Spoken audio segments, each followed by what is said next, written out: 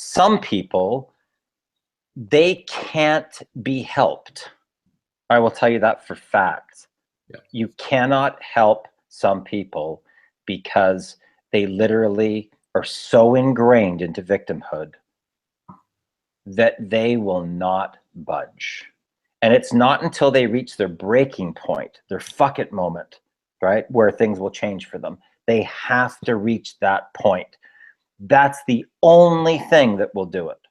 And that sometimes has to be losing their parents, or getting cancer, or something. Losing their son, right? I mean, yeah, it's the same experience you were willing to share, and what I went through as well was literally it was senility. I mean, that's the best word I could apply to what I went through. It was senility.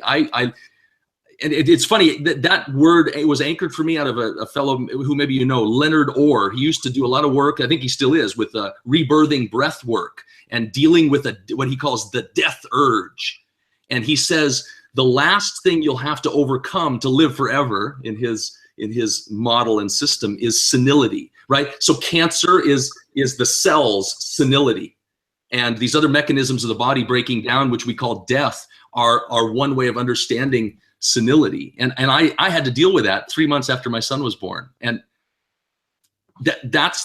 you have tapped the driver for why I've called you to join us and do this, right? Beloved Miracles exists because it's a media company. And my calling now is to broadcast these stories of inspiration to couples. Why? Because I desperately needed to hear this, and I couldn't find it anywhere, and I looked everywhere. And so, Darren, what you've done today is you have added to my ability to do my life's work, is the best way I can coin it. And it is exactly the way you detailed it. There is a crisis point, always a crisis point. And if we don't find a way, and I offer that together, because that's what my wife and I did, we together overcame these crisis points, and we call them Beloved Miracles. It's like I don't know how to do miracles. I just know when we need one. Like it's that simple.